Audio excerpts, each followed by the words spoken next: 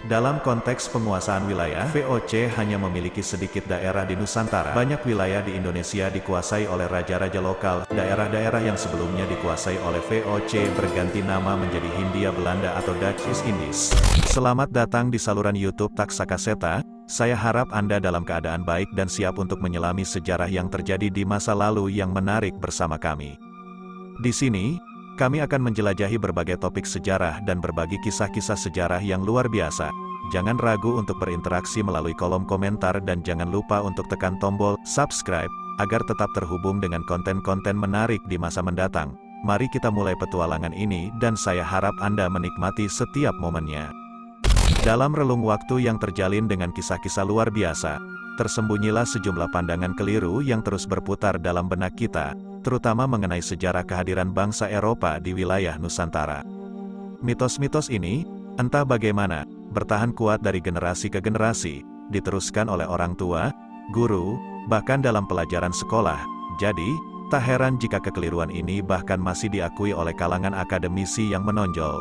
Salah satu miskonsepsi besar adalah keyakinan bahwa Belanda telah menjajah Indonesia selama 350 tahun lamanya.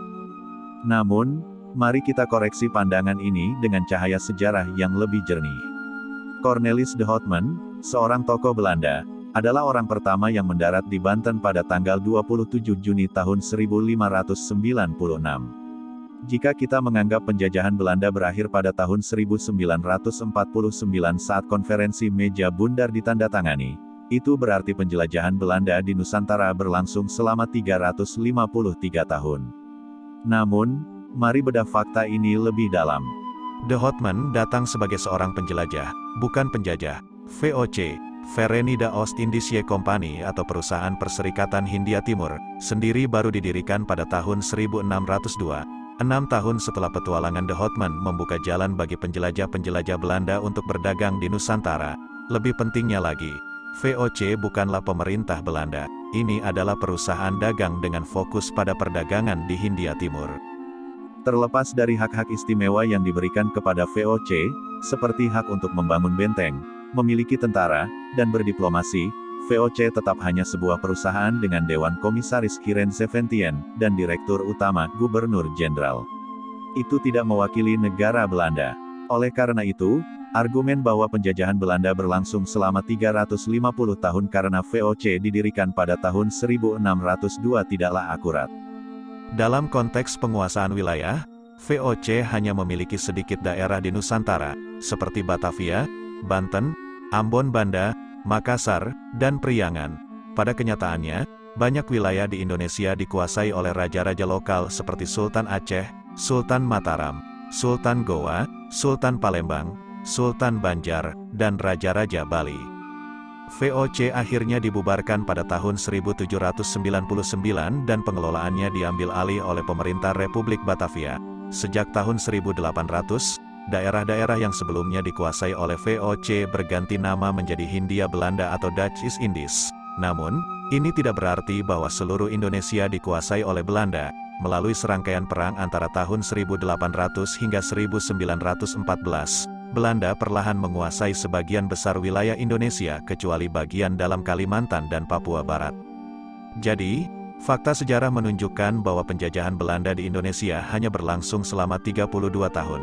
Dari tahun 1914 hingga 1949, dengan jeda selama pendudukan Jepang dari tahun 1942 hingga 1945. Ini adalah cerminan penting untuk menggali lebih dalam sejarah, membedah mitos-mitos yang tak jarang mencampuri persepsi kita tentang masa lalu yang kompleks dan dinamis. Sebuah entitas yang tak hanya merevolusi perdagangan, tetapi juga membentuk jejak sejarah dunia, tepatnya pada tahun 1602. Ketika angin perubahan bertiup kencang di kalangan para pedagang Belanda, lahirlah Verenigde Oost-Indische Compagnie atau yang lebih dikenal sebagai VOC. Inspirasi terbentuknya VOC tak lain adalah persaingan yang panas dan permusuhan di antara para pedagang Belanda, sebuah gejolak yang jika tidak diatasi dapat mengakibatkan malapetaka tak terelakkan. Pada titik ini, panggungnya diisi oleh perundingan sengit antara Staten-Generaal, Dewan Perwakilan, dan kelompok pengusaha dagang dari Holland serta perusahaan Zeeland yang telah menjajaki lautan perdagangan antara tahun 1596 dan 1602. terutama di Kepulauan Hindia Timur. Panglima perundingan dari pihak Staten-Generaal adalah tokoh tangguh dan kenamaan dari Holland, Johan van Oldenbarnevet. Pada sebuah pertemuan krusial pada tanggal 15 Januari tahun 1602, seperti kilatan petir di langit, Oldenbarnevet memenangkan dukungan hangat dari Pangeran Maurits, membuka jalan bagi kelahiran VOC dengan segala hak prerogatifnya. Tak hanya memiliki dasar yang kokoh, tetapi pula tujuan yang mulia. VOC hadir untuk merebut monopoli perdagangan, mengibarkan bendera dominasi di tengah lautan persaingan sengit. Waktu itu, dalam perlombaan untuk menguasai perdagangan rempah-rempah yang langka dan bernilai tinggi dari Kepulauan Timur, termasuk Nusantara, para penjajah barat seperti Spanyol, Portugis, Inggris, dan Perancis berjuang demi penguasaan yang menguntungkan. Inilah sebabnya mengapa perusahaan yang juga akrab disapa sebagai company atau Kompania Belanda ini hadir untuk memperkuat dominasi perdagangan antara Asia dan Belanda. Seolah bermain catur dalam lautan luas, para pedagang Belanda tak bisa lagi merajut mimpi mereka sendirian. Untuk merambah Asia, khususnya Hindia Belanda, mereka harus bersatu dalam pangkuan VOC. Melalui pembelian saham atau transaksi di pasar lelang Belanda, rempah-rempah menjadi komoditas utama yang mengukuhkan peran VOC dalam kancah perdagangan internasional. Namun, semuanya tak dimulai dengan panggung megah dan pusat perdagangan yang meriah. Awalnya, di tanah Nusantara, VOC hanyalah sebatas kongsi dagang biasa, berjalan seiring dengan perusahaan dagang asing lain seperti milik Gujarat, Iran, Turki, Tionghoa, bahkan Indonesia sendiri. Nama Batavia pada awalnya hanyalah sebuah pangkalan logistik, memberikan bantuan kapal-kapal dengan makanan, air, dan perbaikan ringan. Namun, semangat tak tergoyahkan VOC membawa angin perubahan.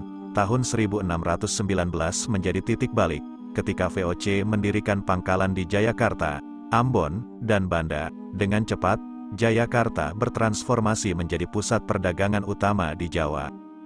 Namun, seperti lukisan yang tumbuh dengan sentuhan pelukis, pola perdagangan VOC bergeser. Dari Asia hingga Jawa, seiring dengan berjalannya waktu, fokus VOC semakin terpusat. Meskipun aktivitas perdagangan di wilayah lain Asia masih berlangsung, semuanya terletak dalam bayangan prioritas sejati. Dalam jantung Hindia Belanda, khususnya Jawa, Ambon, dan Banda, kiblat kegiatan VOC terhampar. Melangkah lebih jauh di lorong waktu, tepatnya pada tahun 1641, jendela sejarah mengenang momen gemilang ketika VOC merebut Malaka dari cengkeraman Portugis. Seperti mendapatkan kunci pusaka, Malaka membuka akses VOC untuk mengukuhkan pangkalan angkatan laut, menyebar dan mengawasi perdagangan di Selat Malaka. Semua jalur perdagangan yang mengalir disalurkan menuju Batavia, mewujudkan bandar yang seiring waktu semakin meriah. Namun, kisah kejayaan tak pernah datang tanpa beban. Di balik kecemerlangan VOC, terbukti terdapat utang yang tak terbendung. Dari biaya memadamkan pemberontakan hingga aroma korupsi, VOC terjerat dalam beban utang yang tak lagi bisa ditanggung.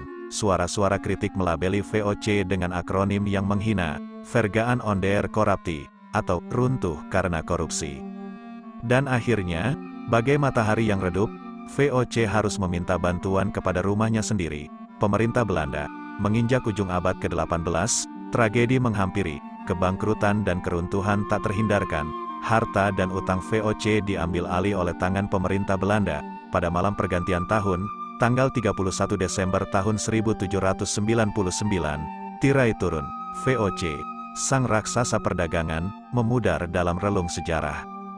Dalam perjalanan hidupnya yang penuh gejolak, VOC tak hanya meninggalkan warisan dominasinya, tetapi juga pelajaran berharga tentang ambisi dan batas. Ia mempertunjukkan kepada dunia bahwa bahkan cahaya paling terang dapat meredup, tetapi tetap membakar semangat di balik kabut keruntuhan.